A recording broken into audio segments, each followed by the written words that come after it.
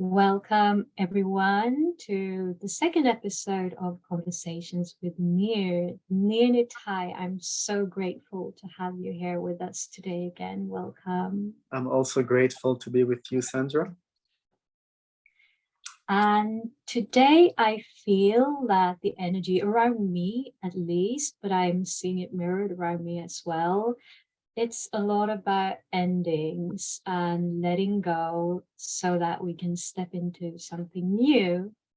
And if you follow this channel, maybe you saw my last video, which I made about the shunya state, this feeling that I was allowing aspects of myself, attachment within myself to die, to be let go of, so as to enter that void state where something new can be created.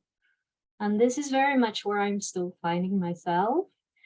And so that has led me to think a little bit about passion and this passion. And so today, I'm hoping that we can dive a little bit more into passion and what that means in yoga and in life, because I find it such an important and such a, well, fundamental aspect of life, right?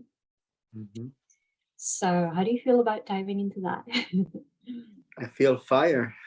Yes, beautiful.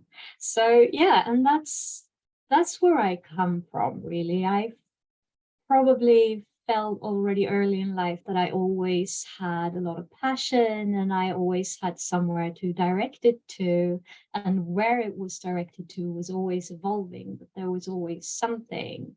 And so really, if you follow me from the beginning, you might know that 12 years ago, that's where my spiritual journey started, because I found myself for the first time in my life in a place where I was in a very prolonged and very, very deep state of the void. And so I was beginning to see everything for the illusion that it was. And it caused me to fall into a very deep state of dispassion, where because I was not heart-led yet, I had not found that connection within me. Everything felt meaningless, and I was wondering, what is the essence of this life? Is if this illusion is all there is? What is the point of this life if this illusion is all there is? And it was a very long journey for me to work myself out of that state again and find passion. And so from that state, I intuitively knew that I cannot find that same passion outside of me anymore in the same way. I need to find it in something more fundamental, in something more internal. And so when I found yoga, I learned pretty early on that a huge aspect of yoga is to purify passion or to cultivate dispassion. And I find that that can be quite confusing when you're new to it. What does that mean? Because it's still a very important aspect of self-expression, for me anyway, for me to be able to serve, right? Definitely. So let's dive into that. What's your... Wow, it's a beautiful topic. It's so relevant. Passion. Okay, wow, we can start from anywhere and everywhere. First thing, what comes to my heart, Sandra, is that passion is who we are. Passion means desire. And based on Bhakti yoga, there's an I. We are someone. We are... A lot of yogas, as you send me a link and I responded to that link, they share that there's an I, which is this physical body, and mukti, or liberation, means that this I-ness will be removed to nothing. There will just be pure consciousness and awareness and bliss and peace, shanti, and that's the ultimate destination of perfection of consciousness. But actually in Bhakti yoga, it's a little bit more deeper. It teaches that the reason this physical I is existing, it's because it sits on the real I. And the real I is the soul's I, which means that the soul has its unique identity, personality, totally different from this body. And that connection to that I is the deepest connection to ourselves, that's who we are. Now that I is full of life. It's full of activity. And that maybe is a big difference, not maybe, that is a big difference between, I think, Bhakti yoga, ultimate spiritual destination, and all others ultimate perfectional stage of destination, which is mukti, which is liberation, compared to love, which is I-ness or activity. And I'll dive into it, and I'm coming to your question, but I'm taking it to a little bit spiritual perspective. Is it fine? Oh yes, okay. I'm following. Okay. So in all traditions that I know, spiritual perfection is the goal is to dissolve the I and to come to a state of totally freedom from any material trigger or thing or weight that takes that I or that pure consciousness and makes it dirty. So anything which removes that dirtiness and brings back my pure original consciousness, that's called perfection in most of the traditions of the world, which is pureness. I'm one with my existence, with my pure nature. Can I just say that dirtiness probably doesn't mean that it's wrong, it's just that it's keeping you from seeing your essential self, right? Yeah. And that's beautiful, but there's one problem there. It's that there is no more passion, as you say, no more desire. It's all about peace. It's all about letting go of all the things that that cover my energy. That's a beautiful stage for some time. If you suffer for a long time and you just need peace, that's helpful. It opens a zone of clarity and perspective, and it allows you to grow beyond conditioning. But just imagine to stay there forever. That's boring.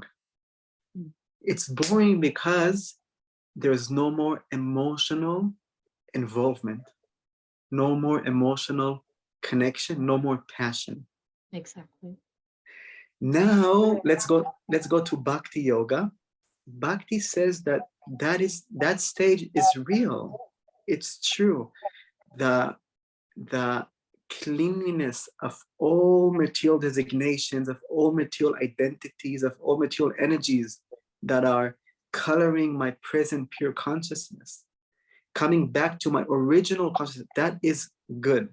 But, and here the real door to reality opens, that consciousness, that pure consciousness, is the expression of I, of who I am. So behind that pure consciousness, there is an I, a spiritual I, an identity. Consciousness is not disconnected from an identity. Consciousness exists because there is an identity. So when we stop on consciousness, just there, we basically delete that existence of identity. And when we dive deeper, we find our spiritual identity. Now, this is a very interesting concept because, wow, there's a spirit. I mean, there's an I, which is spirit. So what does it mean? Where does it open me up? What's reality? Why do I have this body? From here, like unlimited questions arise. But I want to come back to passion because I just wanted to link everything to this. The soul's identity is characterized by unlimited desire for happiness. Clearliness, which means mukti or peace, that's not a desire for happiness. That's a desire for peace. But it's just like if you have a shoulder which is painful, you go to the doctor and maybe you, even if it's worse, you do a surgery or you take the pills or physiotherapy and to just make the shoulder heal. But the healing of the shoulder, that's not its function. The function of the shoulder is to be active, to climb on ropes or swim or use it to express your happiness, right? Just healing the shoulder, that's nice, but it should be channelized to the desires that you want to use it for. So that's same with the soul. The soul, his nature is Sat, Chit, Ananda. Sat means it's eternal. Chit means it's full of consciousness. Therefore, Ananda, it's full of desire for bliss. Now, that desire is who we are. We have here in this world unlimited desires, which are extremely powerful and passionate, because that's who we are. That's the soul's life. Life means desire. That's who we are. So passion is natural because the soul is existing based on desire. Now, the difference, the quote unquote problem is that the soul's desire, an unlimited desire, is restricted and channeled through different filters which shut down this unlimited stream of desire. So based on bhakti, mukti doesn't mean to just clean your desires and have no more desires. It means to clean the filters that your pure desire can flow through. Yes. And when your pure desire flows through, guess what happens? Every cell of your body beams. It's everything, just like your face now. Because when desire means the heart. Pure desire means heart desire, the channel of the heart. And when that channel is blocked, then we have mind desires, ego desires, and conditioning desires or emotional needs desires. So the whole process of bhakti is to lead you not to eliminate desires, but to purify the channels that your real desire can flow, which is your heart's desire. And when that channel opens, immediately the bliss shines and you sprout and you beam and you find yourself. This is actually very mysterious because the more you allow your heart to flow, the more you discover who you are. So yoga teaches that passion equals activity. And the soul's nature is to be active 24 hours.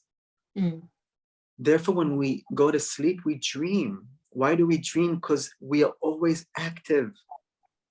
But why are we always active? Because the soul's nature is love desire. And that love energy doesn't want to subdue. It's a flame that increases more and more to an and more and more. And it's a fuel which it just increases beyond our logic. And that fuel just wants activity, just wants connection, just wants union, just wants experience. And that energy is different from peace. It's different from just shanti, shanti, shanti. And exactly, I can relate to this so much because this is exactly what I've learned in my life. And I think that's why I was connected so strongly to you and Gunavatar, because you shared the notion, which really clicked for me, that not only is God love, but love happens in relationships. So whether that is in internal relationships between different parts of ourselves or between us and another being, we always crave this interaction of love because that is the expression of this infinite consciousness, right? So it is all Shakti, it's all the divine play that we are here to love. We're here to fully and completely enjoy and explore. Right? And what is love? Love is connection. Yeah. Love is not an abstract feeling. It's a precise connection. It's something which your energy touches or mixes with. And when it mixes with the right energy, that's called sweetness. And that sweetness has unlimited flavors of love. And that's called rasa. Rasa means the mellows of love. And our existence is to experience unlimited rasa, juice. Now, the issue in yoga about what you said, that a lot of yogas talk about eliminating passion or balancing passion. That is because in our conditioned state, we get confused between what is our heart's desire and what's our ego's desire. And then what happens when real passion flows through the filters of the ego, it becomes self-centeredness, which means, how can I use others to feel my needs? And we believe that to be love, right? Yeah, because that's we don't called, know real love. Exactly. That's called excitement, lust. It's called lust because it brings me closer to the feeling that my dreams of self-value will become fulfilled. The ego has no substance. It has no value for itself. It needs value from the outside. The soul has unlimited value. We are unlimited value. But when we disconnect our deepest value, we need to find value from the ego. And when we are disconnected, that desire turns to passion, which means material passion, which means, how do I bring value to my material self? And of course, that based on the scriptures, the deepest value of the ego is a female energy, or for the female, it's a male energy, because that's where our I-ness in that space feels like I'm now on top, the king, or I'm loved. But that energy, which is called passion or rajaguna, which is in this filter of the ego, is unhealthy. Why is it unhealthy? Because it's compared to like a fire. It's an unlimited desire, which once it gets what it wants, that fire becomes fueled with so much dreams of I'm fulfilling my fantasy, my dream, my core belief system about what's going to bring me happiness. But, and this is a huge but, what happens after 99.9% very fast, can be an hour after, can be a day, can be a week. But after is a short period after, frustration, anger, and fear kicks in. Now, why? It's very interesting. Why is that passion, which filled us with so much excitement and pleasure and like living on a puffy cloud, different from this world? What happened? Where did it go? Why couples get divorced? Why people get separated? Like in the beginning, it's passion, it's exciting.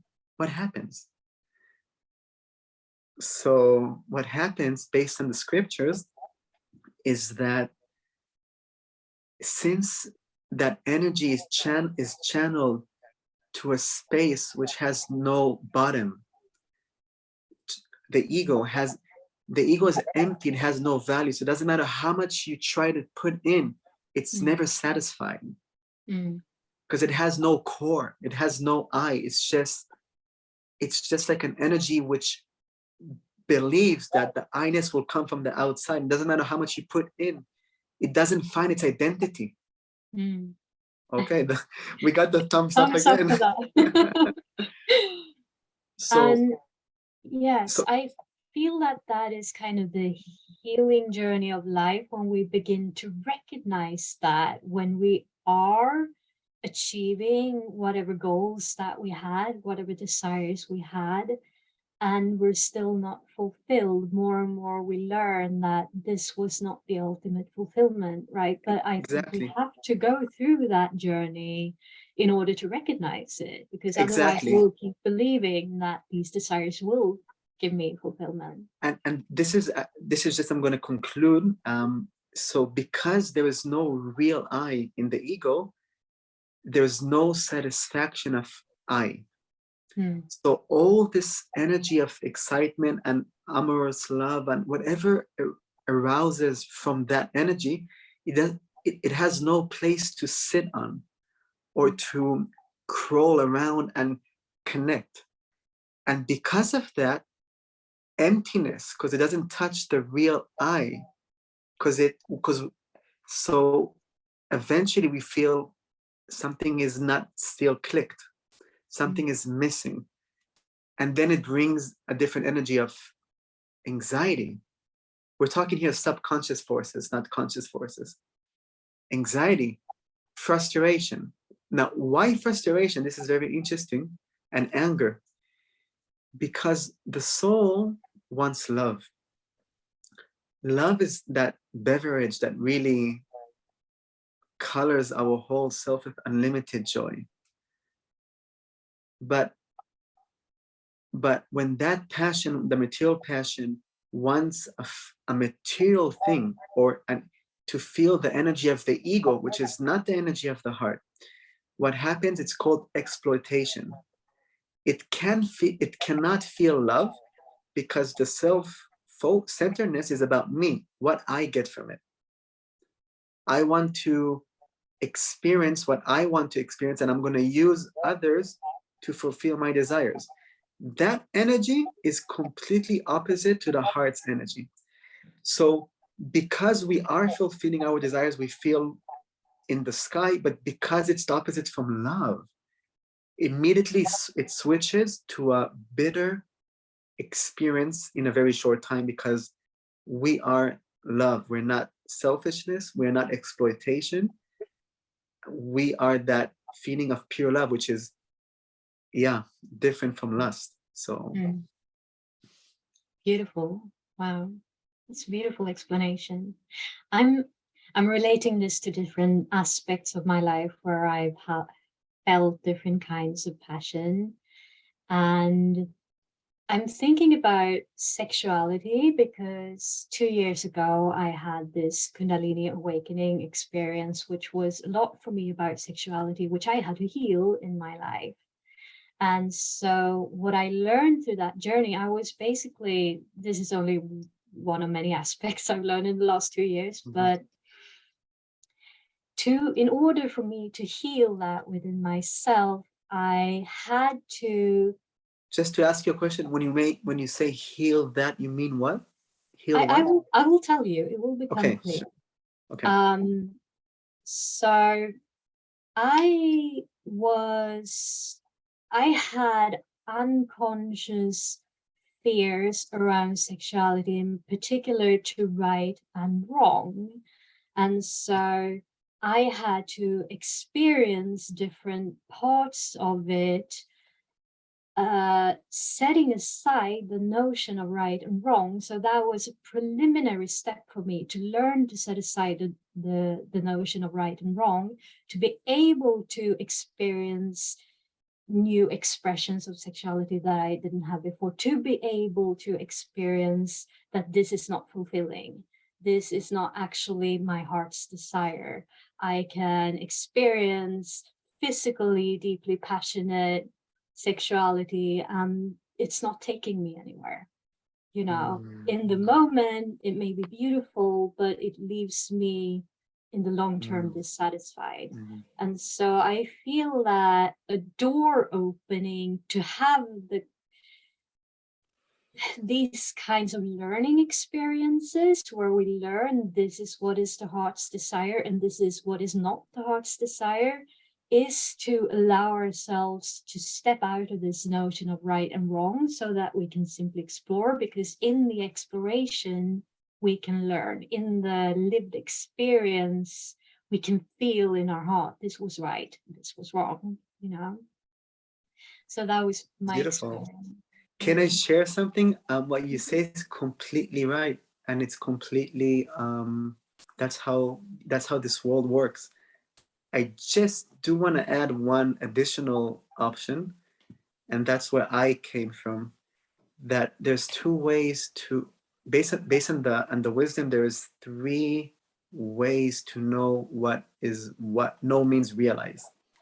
Based on my experience, I didn't have to go through all the emotional lessons to figure out that door of my heart, because I was associating with very deep spiritual beings, and by my practice itself, it directly opened that door.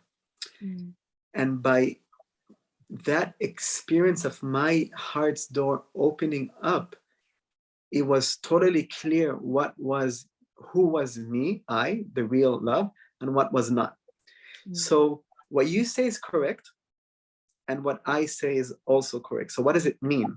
It means that for those who don't take a very deep spiritual practice, if they're honest, because everything is based on honesty, because what is honesty? It's that desire to be authentic with your heart. So those who are honest and surrender to that channel. So those who are honest, by different experiences, they will feel what is wrong for them. And slowly, slowly, that will mold their path back to that place where they feel, oh, this is more me. This is more in tune with my emotions. Like, it's more close to me. So that's like the way from out to in. And the monks practice, or monks is not just the robes, it's the consciousness practice. It's from in to out. It's a more direct path, because the outside in may take a lot of time, yes, and a lot of pain, but the pain is a lot of struggle. And that's welcome, because as they say, no pain no gain, which means no pain no realizations, no advancement. So that's okay. But I'm not saying right or wrong. I'm talking about my experience. I just took the fast path, which means I skipped all the experiences. I didn't need them in order to realize that channel of the ultimate reality, or the heart. And now when I live in this world, it's so clear to me when I switch out to sexual energy or mind energy, or any energy which is not the heart, which is a selfish energy. Selfish, like it has a negative connotation, and generally it is not so beautiful. But in the same time, we shouldn't feel like hitting ourselves and like judging ourselves, because it's more a place of emptiness. Mm. The more I'm empty, the more I need. Mm. The more I need, the more I'm gonna take from the outside.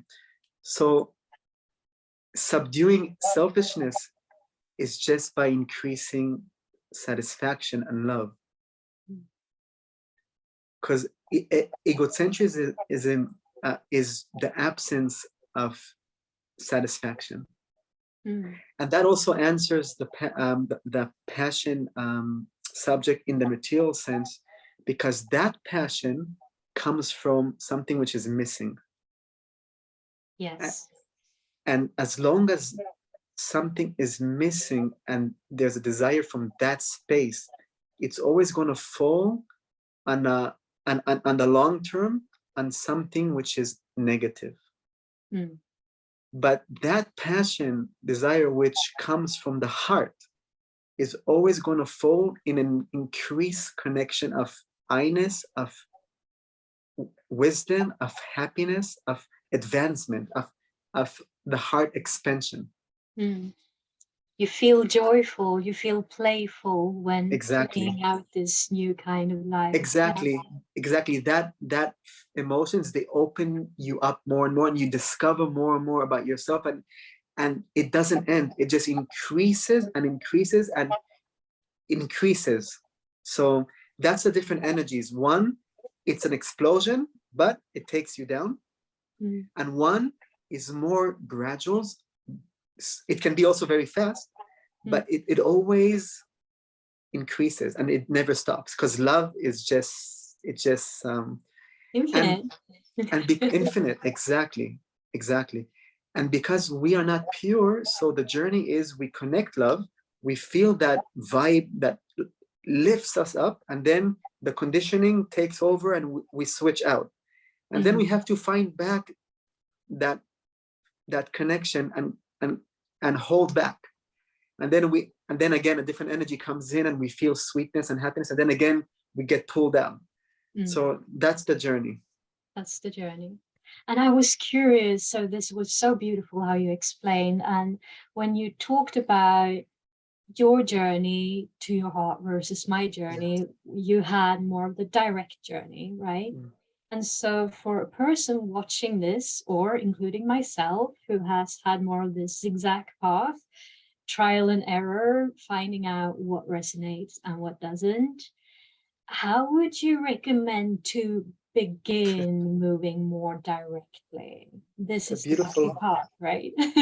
maybe next episode I can explain what happened to me in the last 2.5 years. Uh-huh. I mean, what I shared with you personally, and then because I also, as a inside out or as a direct journey, it was clear to me. But when I stopped becoming a monk, I got a bit confused about that, and I thought that outside in can also help me to discover more parts about myself. But there I got completely lost and confused, and wow, it was a nightmare. But luckily for myself, the inside out is always, once you touch it, it's always there. It never vanishes. So you can always find the way back. Okay, but answering your question, what can the audience take from this? I think both. It's not black and white. I think, I think, okay, I think a spiritual practice is needed to learn to tune in and learn to listen to the voice of the heart, Mm. because we have so many voices, but the heart has its special voice that if we listen to that voice and we learn to communicate and speak from there, everything flows, and we know that, we feel that. Mm. But that's not easy because we are surrounded by so many things. So I will suggest that a spiritual practice that channels you back to the heart space, that's a must. Mm. And then, because we are not pure, I'm talking for the audience. I mean, I'm not pure myself, but I'm trying my best.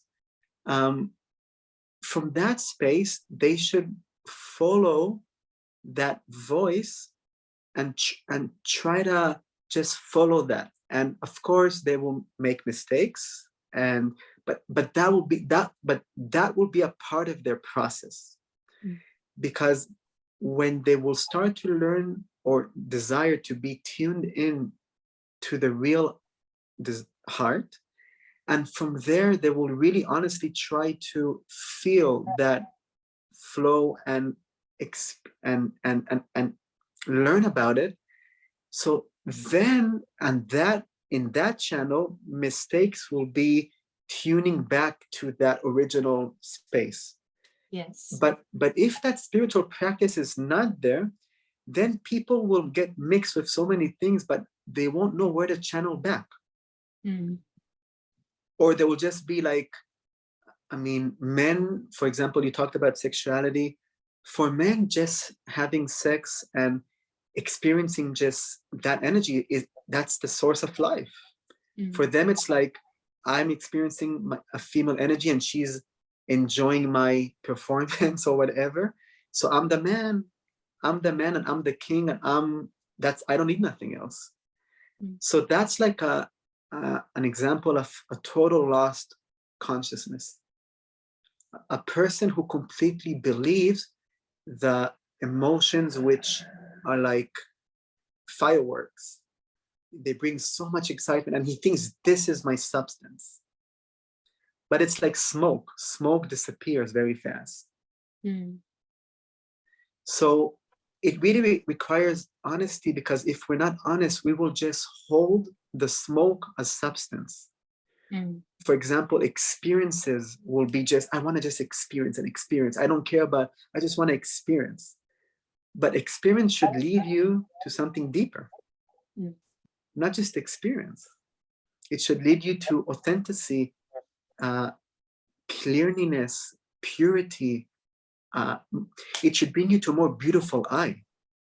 I think that will be my tip, that a genuine, honest spiritual practice. And from there, just living that feeling that comes and trying to connect that heart energy with the world. And it could be whatever you want. And from there, things will get purified and you will learn about that channel more and more. Does it make sense? Oh, yes, it makes a lot of sense. So what I'm thinking, I'll be careful to not make this too long, but I was mentioning last time about spiritual practice, and I just wanted to clarify that because I said that for me, I'm not drawn to just one spiritual practice. And I think that is very particular for me, because I already had this very, very strong internal passion towards truthfulness, towards authenticity, towards feeling more connection to that love. And so for me, the driving force is that very strong intention. And with that, every day I'm connecting with my intuition. What would bring me closer to that today? And I try to live it, if not in every moment, then at least as in as many moments as possible during the day. So I have various practices to try to reconnect myself. I write diary, I do meditation, sometimes I listen to mantras, or I sing, chant, and all of this comes intuitively for me because I'm constantly tuning in. What do I need right now to be most truthful to myself? And so it's not that I recommend not doing any practices. I think practices are hugely important, but it is also important, if you're able to have that kind of strong determination within yourself to really be truthful. What would really bring me closer to the heart? Beautiful, beautiful, yeah. And that is something that you can apply even outside of the time you might have set aside for the spiritual practices. That is something you can bring into everything you do in daily life. How can I use this, writing this essay or doing this work, and make it more connected to my heart, you know? This topic is just like, we can talk forever, because absolutely. because like immediately comes to my mind like questions, for example, more deeper stuff. Is my passionate desires are actually desires or places to run away from fears? Are there to replace something. So there's more deeper stuff. And the other thing is actually that energy reflecting the real I, or it's because I never experienced the love from another person actually. So like, what is love? What is lust? What is an action in love? What is an action in lust? What is so it's an art. It is an art. Actually, wow, I think we're running a little bit out of time, but let's a little bit should we continue 2-3 more minutes? Yeah, we can do that, and then we can continue more in the next episode, maybe, if that's what's on the table then. The thing is, even in Kama Sutra, Tantra, you don't, it's interesting, the spontaneous nature comes by structure, which means there's a method to follow in order to create spontaneity or to open the heart. For example, how to hug a woman, there's like 7 different hugs, how to kiss, how to bite. It's like, you don't just do it. There is an art. I mean, I never read the Kama Sutra. I went briefly here and there. Why did I do it? Because I was just interested about the whole yoga, tantra, everything because I'm a teacher, so I want to learn the whole aspects of yoga to relate to people. But what was interesting to me, that everything is an art. Everything is a method to learn to connect. So even love, we actually have to learn love.